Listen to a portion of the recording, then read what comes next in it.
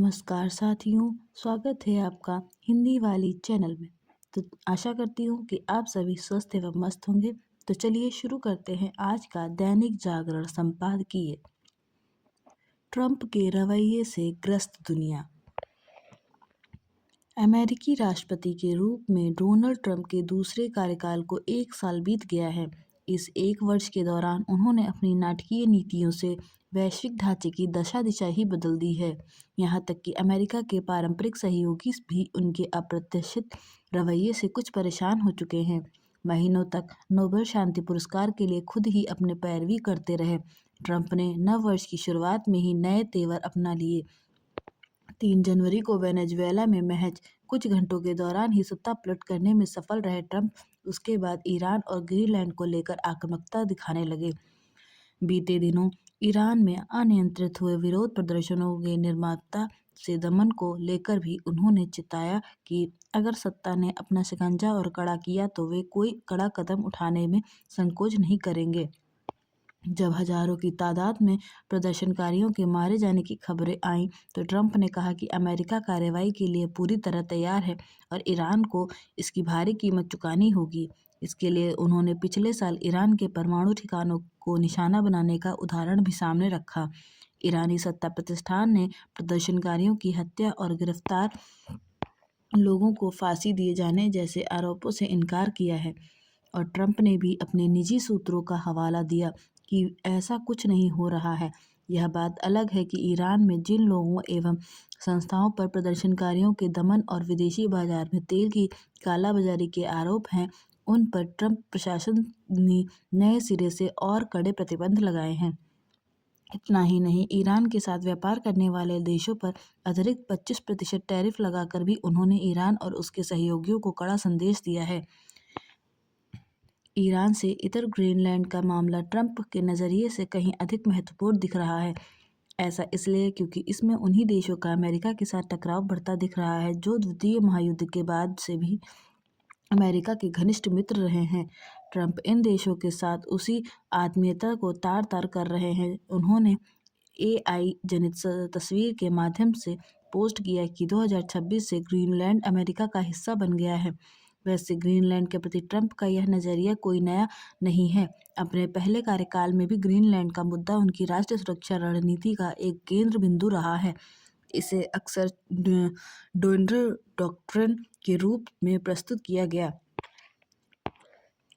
वे Arctic क्षेत्र को एक महत्वपूर्ण रणनीतिक मोर्चे के रूप में देखते हैं जिसे किसी भी तरह अमेरिकी नियंत्रण में लाना आवश्यक है। ट्रंप प्रशासन शक्ति प्रतिस्पर्धा की दृष्टि से भी अपने इस रुख को सही ठहराता है। ट्रंप बार बार दोहराते रहे हैं कि ग्रीनलैंड रूसी और चीनी जहाज़ों से घिरा हुआ है और उसके पास स्वयं पर कब्जे की किसी प्रयास का प्रतिरोध करने की सैन्य क्षमता नहीं है। अमेरिका की सुरक्षा के लिए ट्रंप जिस महत्वाकांक्षी गोल्डन डोम परियोजना पर काम कर रहे हैं उसे सिरे चढ़ाने के लिए भी ग्रीनलैंड की जमीन की जरूरत पड़ेगी। सामरिक बढ़त के अलावा संसाधनों की दृष्टि से भी ग्रीनलैंड का बहुत महत्व है। यह द्वीप उन दुर्लभ खनिजों और यूरेनियम के अकूत भंडारों का खजाना है जो पर्यावरण अनुकूलन की दिशा में आगे बढ़ने के लिए अहम उपकरणों से लेकर उन्नत रक्षा साजो सामान बनाने में काम आते हैं। हालांकि ट्रंप इसका उतना बखान नहीं करते, लेकिन ग्रीनलैंड में एक विशेष दूत की नियुक्ति और अमेरिकी संसद में make Greenland great again act को बढ़ावा देना तो यही संकेत करता है कि इस द्वीप के संसाधनों के दोहन में उनकी गहरी रुचि है। यही कारण है कि ट्रंप ने ग्रीनलैंड के हर एक नागरिक को 10,000 से $1,00,000 तक देने का प्रस्ताव दिया कि वे डेनमार्क से अलग होकर अमेरिका के साथ जुड़ जाएं। हालांकि उनके इस प्रस्ताव को नागरिक मंचों से लेकर नीति नियंताओं ने भी खारिज कर दिया। ग्रीनलैंड को लेकर ट्रंप के स्तर पर एक और महत्वपूर्ण बदलाव यह रहा कि 2025 में वे उसे यूरोपीय कमांड यूकोम की जगह उत्तरी कमांड नॉर्थकॉम के अंतर्गत ले आए। इसके पीछे मुख्य विचार ग्रीनलैंड को यूरोप का एक हिस्सा मानने के बजाय उसी उत्तरी अमेरिका के रक्षा कवच के रूप में देखना था। देखा जाए तो ग्रीनलैंड भौगोलिक रूप से उत्तरी अमेरिका का हिस्सा है, लेकिन एक यूरोपीय देश से जुड़ा होने के कारण उसे अलग दृष्टि से देखा जाता था।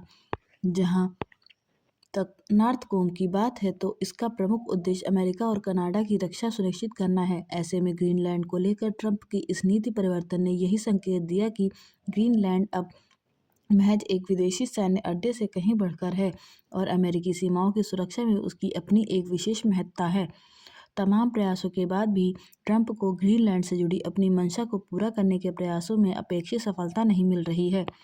यही कारण है कि वह अब सैन्य विकल्प आजमाने की धमकी भी दे रहे हैं। यूरोपीय और नाटो सहयोगियों से में इसकी तीखी प्रतिक्रिया भी दिखी है। हालांकि इसे ट्रंप की सुविधाजनक हस्तक्षेपकारी नीति कहना अधिक उपयुक्त होगा, जिसमें अमेरिकी व्यापारिक एवं सामरिक हितों को साधने के लिए बल प्रयोग से संकोच नहीं।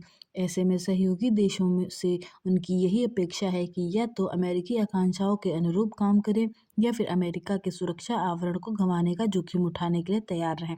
ट्रंप की यह विदेश नीति न केवल दुनिया के प्रति अमेरिका की पारंपरिक भूमिका के मूल सिद्धांतों को चुनौती दे रही है, बल्कि आधुनिक विश्व व्यवस्था से जुड़ी व्यापक मान्यताओं को भी झकझोर रही है।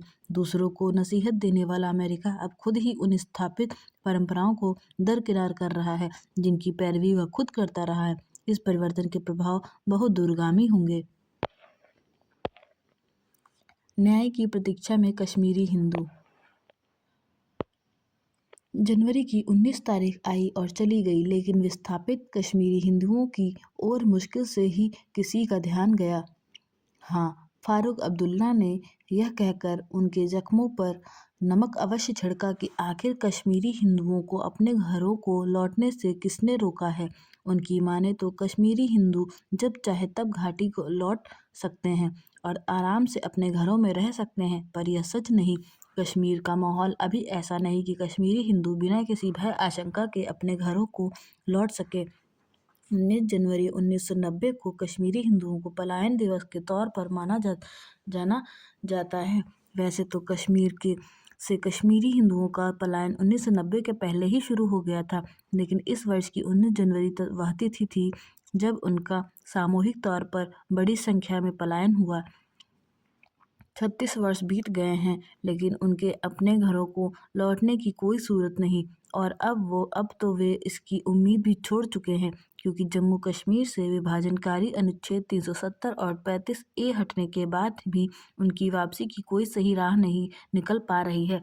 इसलिए नहीं निकल पा रही है क्योंकि आतंकवाद में कमी आने के बाद कश्मीर का माहौल वैसा नहीं कि कश्मीरी हिंदू निश्चिंतता के साथ वहां लौटने का सोच सके।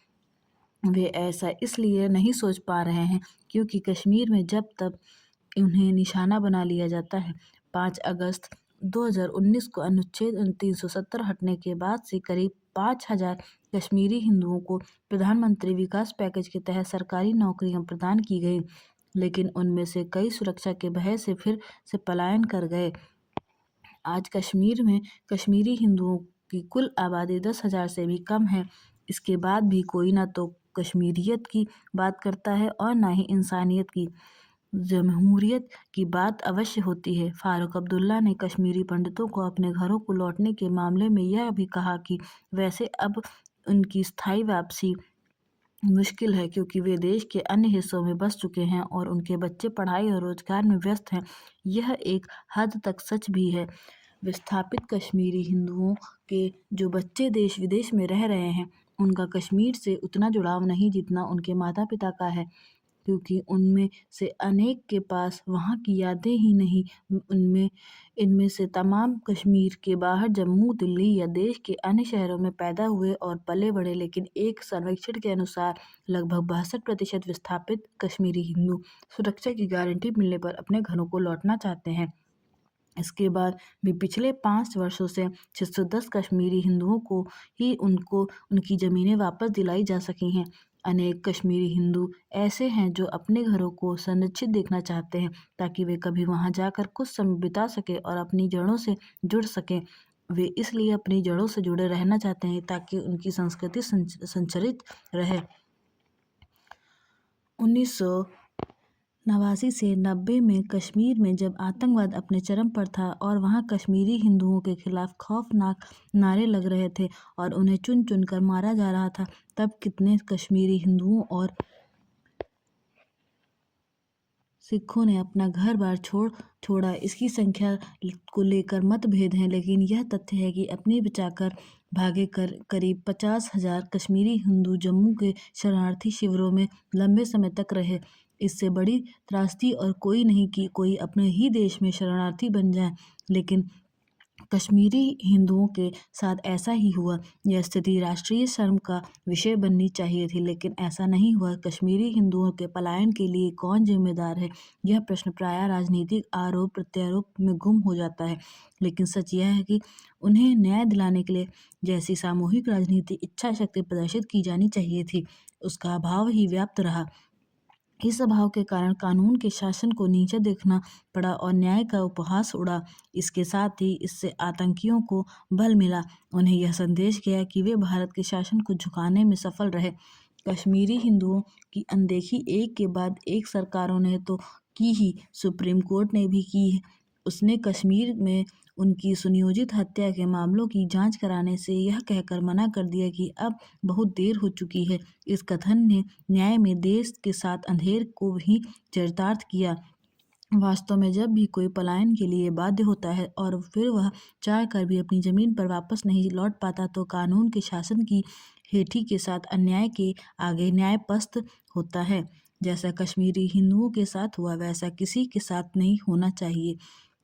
इसके लिए यह आवश्यक है कि जो भी कश्मीरी हिंदू अपने घरों को लौटना चाहते हैं, उन्हें वहां हर हाल में बसाने के जतन किए जाएं, भले ही उनके लिए कश्मीर घाटी में विशेष संरक्षित क्षेत्र बनाने पड़ें। इससे ही आतंकियों को यह संदेश जाएगा कि भारत आतंक के समक्ष झुकने वाला नहीं है। यदि इजरायल फलस्तीन में यहूदियों को बसाने के लिए विशेष बस्तियां बना सकता है, तो भारत अपनी ही जमीन पर कश्मीरी हिंदुओं को बसाने के लिए ऐसा क्यों नहीं कर सकता।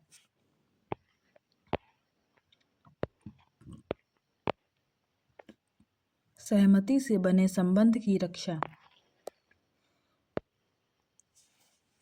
सुप्रीम कोर्ट ने सुझाव दिया है कि पॉक्सो एक्ट में रोमियो जूलियट क्लॉज शामिल करने पर विचार किया जाए।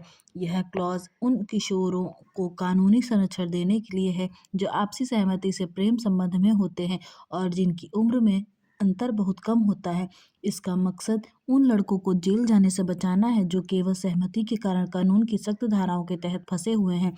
वास्तविकता यह है कि भारत में पॉक्सो के तहत किसी भी 18 साल से कम उम्र की लड़की के साथ सहमति से संबंध रखने वाले लड़के को अपराधी माना जाता है।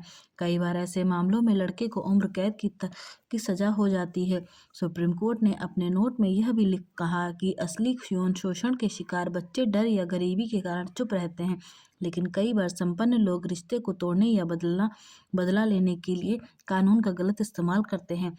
हाई कोर्ट को जमानत देते समय उम्र के निर्धारण के लिए मेडिकल टेस्ट के बजाय दस्तावेजों जैसे स्कूल सर्टिफिकेट को प्राथमिकता देने की सलाह दी गई है, ताकि बच्चों को अनावश्यक परेशानियों से बचाया जा सके। रोमियो जूलियट क्लॉज मूलतः अमेरिका या आदि देशों में लागू है, जिसमें दो किशोरों के बीच सहमति से यौन संबंध होने पर और उनकी उम्र में सिर्फ 2-4 साल का अंतर होने पर इसे दुष्कर्म नहीं माना जाता। यदि यह भारत में लागू होता है, तो यह उन लड़कों और लड़कियों के लिए राहत की बात होगी जो सहमति से संबंध बनाते हैं, लेकिन कानून की सख्ती के कारण अनजाने में अपराधी बन जाते हैं। हालांकि इसे लागू करना आसान नहीं। भारत में सामाजिक, सांस्कृतिक और पारिवारिक दबाव बहुत है। कई बार प्यार की पहचान यह सहमति को परिवार नजरअंदाज कर देते हैं। इसलिए यदि रोमियो जूलियट क्लॉज लाया जाता है, तो इसे बहुत सावधानी और स्पष्ट दिशा निर्देश के साथ लागू करना होगा, ताकि बच्चों की सुरक्षा खतरे में न आए। क्लॉज के साथ कानून का सही इस्तेमाल सुनिश्चित करने के लिए निगरानी और संवेदनशीलता भी जरूरी है। सुप्रीम कोर्ट का सुझाव समय की मांग है। कानून का उद्देश्य बच्चों की रक्षा करना है, लेकिन न्याय का मतलब केवल सजा देना नहीं है, बल्कि उसे सही ढंग से लागू करना भी है। रोमियो जूलियट क्लॉज के माध्यम से सहमति आधारित और सुरक्षित प्रेम संबंधों को कानूनी मान्यता देना समाज के लिए एक संतुलित कदम हो सकता है। यह कदम दर्शाता है कि कानून और न्याय में लचीलापन संभव है, बशर्ते इसे बच्चों की सुरक्षा को नुकसान पहुंचाए बिना लागू किया जाए। अगर इसे सही ढंग से लागू किया गया, तो यह भारतीय समाज में न्याय और प्रेम के बीच संतुलन बनाने की दिशा में एक महत्वपूर्ण पहल हो सकती है। नई आकांक्षाओं का नया जनादेश। डॉक्टर मनीष दाभाडे का लेख ठाकरे के अंतिम किले में भी दरार से यह स्पष्ट है कि दादर की गलियों से निकली यह पार्टी अब इस चुनाव परिणाम के बाद आत्मचिंतन करने की आवश्यकता महसूस करे। सपनों का शहर कहीं जाने वाली मुंबई पर शासन करने का सपना देखने वाले ठाकरे बंधु यह समझने में मात खा गए कि सपनों की कोई भाषा या जाति नहीं होती। आज की मुंबई महानगर का मतदाता पहचान की राजनीति से आगे बढ़ चुका है। उसके लिए रोजगार, बुनियादी ढांचा, जीवन यापन की लागत और आवागमन जैसी सुविधाओं की कहीं अधिक महत्व रखती है। ठाकरे बंधुओं की राजनीति में वैचारिक स्पष्टता के अभाव से भी न केवल कार्यकर्ताओं बल्कि मतदाताओं में भी भ्रम पैदा हुआ। वे न तो पूरी तरह क्षेत्रीय अस्मिता की राजनीति कर पाए हैं और न ही बदलती आर्थिक वास्तविकताओं के अनुरूप खुद को ढा सके हैं। इसके विपरीत भाजपा ने मुंबई के मौजूदा आर्थिक डीएनए को समझा। भले ही इस प्रक्रिया में स्थानीय संस्कृति कुछ हद तक कमजोर पड़ी हो, लेकिन भाजपा ने वैश्विक और बहुभाषी मुंबई की आकांक्षाओं के साथ खुद को जोड़ा। बाला साहेब ठाकरे ने जिस शिवसेना की नींव रखी थी वह एक क्षेत्रीय और मराठी अस्मिता आधारित मुंबई की पार्टी थी, जबकि भाजपा ने बदलते महानगर की सच्चाई को स्वीकार किया। इसका सबसे बड़ा प्रमाण यह है कि मुंबईकरों के ने लोकतांत्रिक रूप से 80 गैर मराठी भाषी पार्षदों को चुनकर बीएमसी में भेजा। यह फैसला किसी समुदाय के विरोध में नहीं बल्कि बेहतर शासन और विकास के समर्थन का प्रतीत होता है। मायानगरी को महानगर बनाने में मराठी और गैर मराठी दोनों समुदायों के परिश्रम पुरुषार्थ की बराबर हिस्सेदारी रही है। मुंबई वासी महाराष्ट्र की संस्कृति को अपनाते हैं, लेकिन बदले में वे बेहतर सड़कें, साफ पानी और प्रदूषण मुक्त हवा की अपेक्षा भी रखते हैं। ठाकरे बंधु न तो ऐसा भरोसेमंद सपना दिखा पाए और न ही उसे साकार कर सके। चुनाव परिणामों का यही निहितार्थ है कि मुंबई अब अतीत की भावनात्मक राजनीति नहीं बल्कि भविष्य के व्यवहारिक और विकासोन्मुख सोच को अपनाने की ओर अग्रसर है। संघीय ढांचे पर बढ़ता टकराव।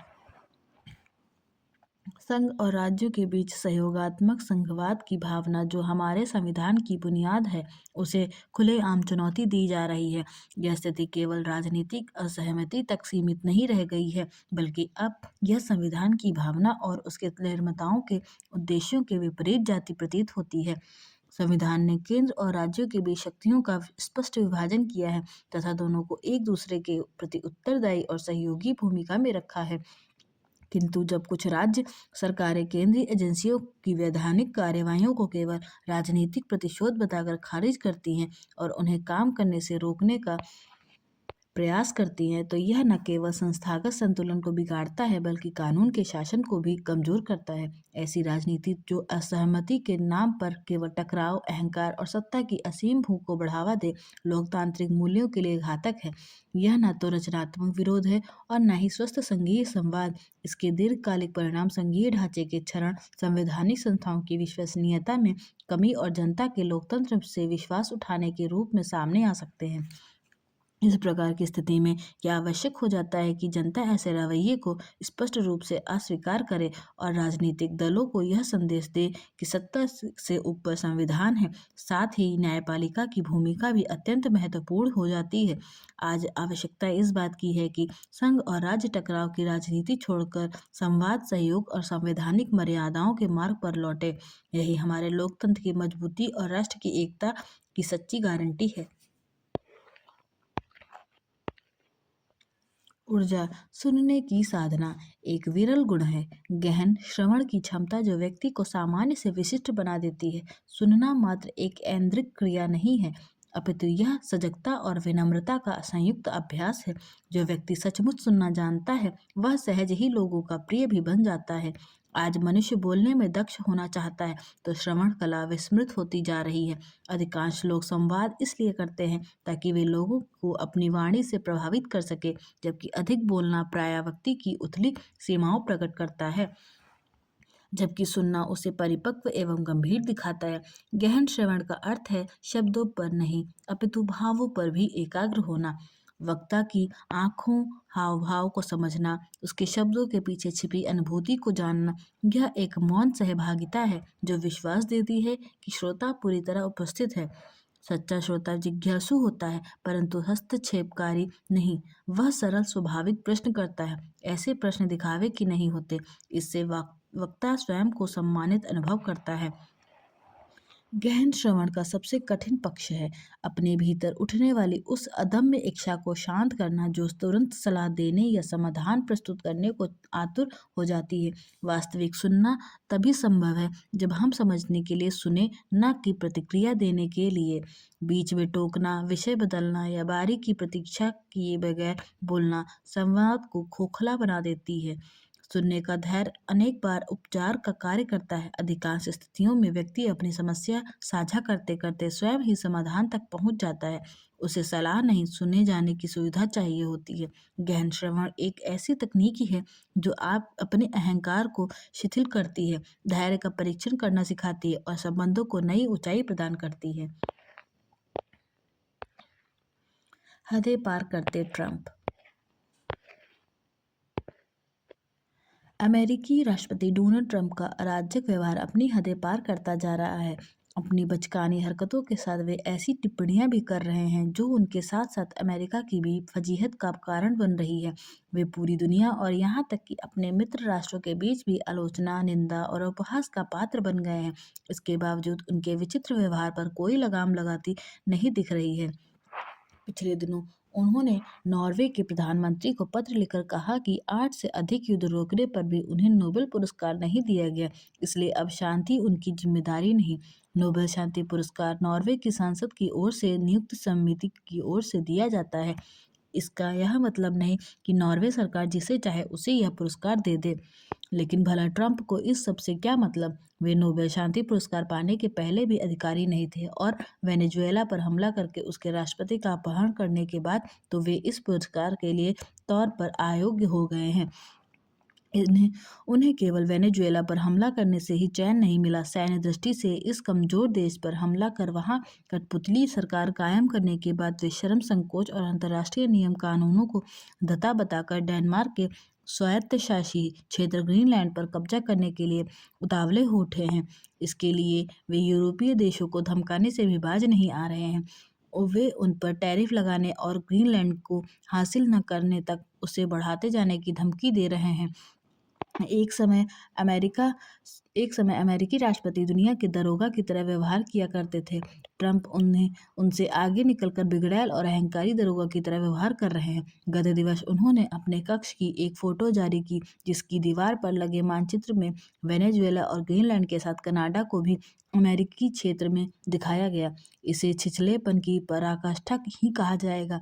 पिछले दिनों उन्होंने फलस्तीनी क्षेत्र गाजा के लिए एक योजना पेश की इसके लिए उन्होंने जिस शांति निकाय को गठित किया उसमें भारत समेत कई देशों को शामिल होने का निमंत्रण दिया। जब फ्रांसीसी राष्ट्रपति ने इसका सदस्य बनने से इनकार किया तो उन्होंने फ्रांस से आयात होने वाली वाइन और शैंपेन पर 200% टैरिफ लगाने की धमकी दे दी। उनकी टैरिफ नीति से भारत समेत दुनिया के अधिकांश देश पीड़ित हैं। अब जब यह स्पष्ट है कि ट्रंप की मनमानी थमने वाली नहीं, तब फिर विश्व के प्रमुख राष्ट्रों के लिए यह आवश्यक हो जाता है कि वह उनकी दादागिरी का मिलकर सामना करने के लिए एकजुट हों। इसके अलावा और कोई उपाय नहीं। लापरवाही की हद। नोएडा में निर्माणाधीन बेसमेंट में भरे पानी से गिरकर जिस सॉफ्टवेयर इंजीनियर युवराज की मौत हुई, उस प्रकरण में हर स्तर पर लापरवाही हुई है। कार्यवाही भले शुरू हो गई है पर इसकी तह में जाने की जरूरत है। संरक्षा के अपर्याप्त इंतजाम की पहचान और सुरक्षा सहायता के लिए जो तंत्र है उसके पास संसाधनों के अभाव को दूर करने की आवश्यकता है। अच्छी बात है कि उत्तर प्रदेश सरकार ने जो 3 सदस्यीय स्पेशल इन्वेस्टिगेशन टीम SIT का गठन किया है उसको अपनी जांच रिपोर्ट सौंपने के लिए 5 दिन की समय सीमा भी निर्धारित कर दी गई है। नोएडा सेक्टर 150 के पास जहां यह हादसा हुआ वहां बैरिकेडिंग या लाइट तक नहीं थी। गहरे पानी में डूब रहे इंजीनियर की जान बचाने के लिए समय होने के बाद भी संसाधन का अभाव आड़े आ गया। अब तो यह जांच में ही स्पष्ट हो सकेगा, पर यह तथ्य सामने आ रहा है कि यहाँ डबल बेसमेंट खोदा गया है। यह चिंतित करता है कि बहुमंजिला इमारतों में रहने वाली लाखों की आबादी जिस बचाव तंत्र के भरोसे है, उसके पास पर्याप्त साधन नहीं है। यहाँ काम करने वाले अग्निशमन विभाग के पास अभी तक 72 मीटर का हाइड्रोलिक प्लेटफॉर्म तक नहीं है। किसी आपात स्थिति के लिए प्राधिकरण के पास गोताखोर और अन्य संसाधन भी नहीं है। प्रदेश के सभी प्राधिकरणों बचाव के जिम्मेदार विभागों के पास उपलब्ध संसाधनों का ऑडिट कर रहे, उन्हें यथेष्ट संसाधन उपलब्ध कराए जाने चाहिए। आशा करती हूँ कि आपको यह वीडियो पसंद आया होगा। ऐसी ही वीडियो देखने के लिए, सुनने के लिए हमारे चैनल को लाइक, शेयर एंड सब्सक्राइब जरूर करें। धन्यवाद।